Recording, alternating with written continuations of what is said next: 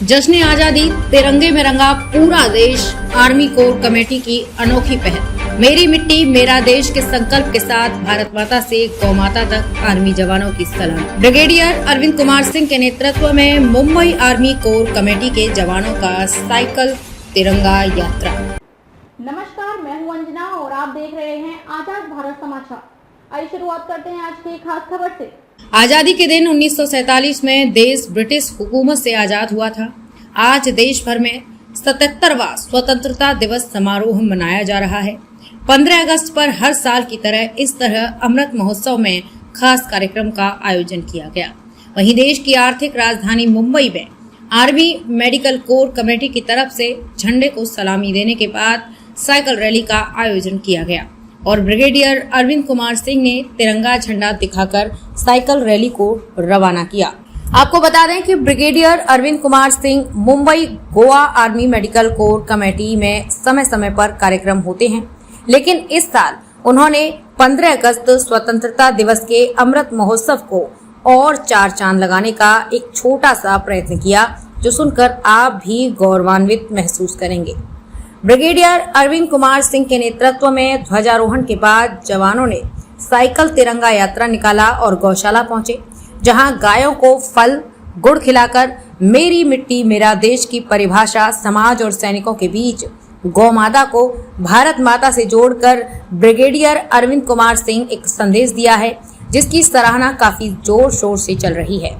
ये वर्ष आजादी का अमृत महोत्सव की परिणति को चिन्हित करेगा, जो आजादी के 75 वर्ष पूरे होने के अवसर पर एक पहल है, जो 2021 में शुरू हुई थी। आजादी के अमृत महोत्सव के तहत कई कार्यक्रम चलाए जा रहे हैं, जिसमें आर्मी कोर कमेटी की तरफ से मेरी मिट्टी मेरा देश का कार्यक्रम काफी ऐतिहासिक और सराहनीय रहा। हर घर तिरंगा कार्यक्रम लोगों को अपने घर में राष्ट्रीय ध्वज प्रदर्शित करने के लिए प्रोत्साहित करना इस वर्ष भी जारी है। पीएम मोदी ने लोगों को अपनी सोशल मीडिया प्रोफाइल छवि बदलने और राष्ट्रीय ध्वज वाली छवि का उपयोग करने के लिए प्रोत्साहित किया है। वहीं ब्रिगेडियर अरविंद कुमार सिंह का भारत माता से लेकर गौ माता तक की यात्रा काफी सराहनीय रही। मुंबई से आजाद भारत समाचार के लिए संवाददाता नीरज सिंह की रिपोर्ट। 15 अगस्त की आज़ादी का अमृत महोत्सव के क्षेत्रीय वर्षगांठ पर सबको बधाई देता हूँ और इसको एक पर्व की तरह मनाया जा रहा है। जैसे प्रधान नायक का जो आदेश है कि हर जगह पर इसको एक फेस्टिवल की तरह मनाया जाए और इसके अंदर जो साथ में एक चीज़ जोड़ दी, मेरी मिट्टी मेरा देश। अब ये दो का समावेश करने के लिए मैंने सोचा कि ये एक ऐतिहासिक जो पर्व और इवेंट है, इसको कैसे यादगार बनाया जाए। और इसमें सबसे खास बात है कि हमको याद रखना चाहिए कि हमको ये ऐतिहासिक पर्व में जो स्वतंत्रता सेनानी को जो हम याद करते हैं और उनके बलिदान को, और ये स्वतंत्रता हमारी बरकरार रहे, इस पर हम पर दृढ़ निश्चय करना है और उनको बार बार याद दिलाया जाता है। दूसरी चीज़, इन दोनों का समावेश करने के लिए मैंने सोचा कि मेरी मिट्टी मेरा देश, कि कहाँ की मिट्टी। तो मैंने बोला कि अपने डिस्कस किया, मैंने क्यों ना ये गौशाला की मिट्टी को इसमें अमलगेट किया, मिलाया जाए।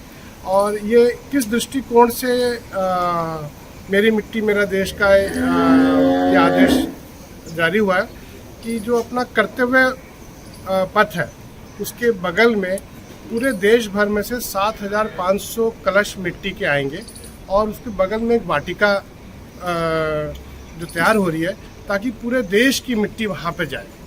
तो मुंबई में रहकर मैंने सोचा मेरे लिए तो अभी ये बड़ा मुमकिन नहीं है, तो क्यों ना गौशाला जाए, और गौशाला जो हमारी एक धरोहर है और वहाँ पर जाकर वहाँ की मिट्टी को नमन किया जाए और लोगों में प्रेरणा दी जाए कि आपका आज़ादी का जो ये जो पर्व है, इसको आप लोग याद रखें और आने वाले समय में अपने बच्चों को भी याद दिलाएं।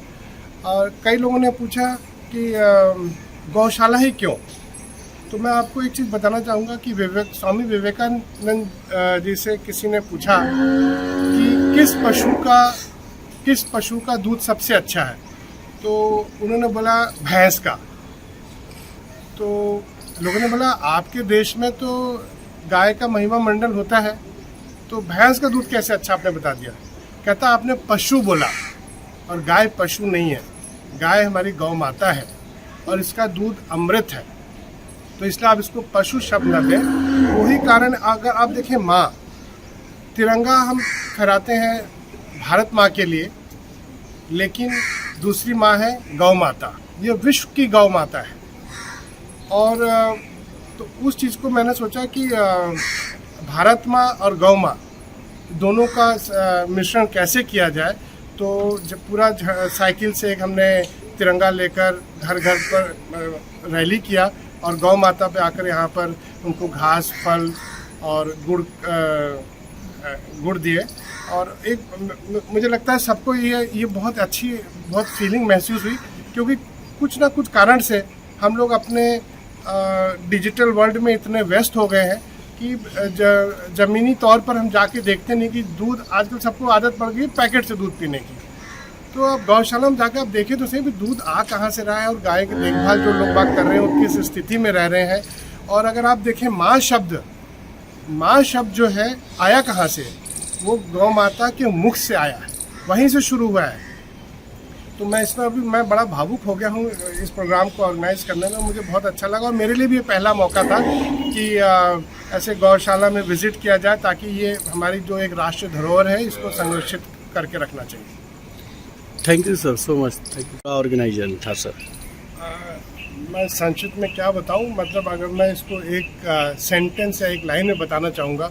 अभी मैं प्रधानमंत्री की स्पीच देख रहा था और उस स्पीच में और इस सारे प्रोग्राम का जो दृष्टिकोण और जो संकेत है, यही बताने की कोशिश कर रहे हैं और मैं भी यही बताने की कोशिश कर रहा हूँ कि आप लौट आइए।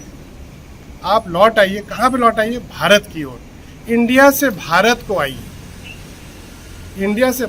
आइए। और मुझे पूर्ण विश्वास है कि जब आप इंडिया से भारत की ओर आएंगे तो हमारी भाषा, जाति, परंपरा इसमें सुरक्षित और संरक्षित रहेगी।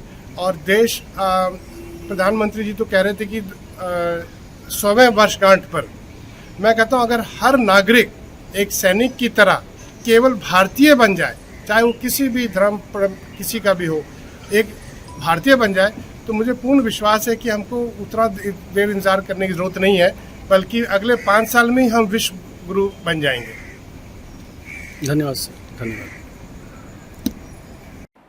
खबरों में अब तक के लिए बस इतना ही। फिर होगी आपसे मुलाकात ऐसी एक खास खबर के साथ।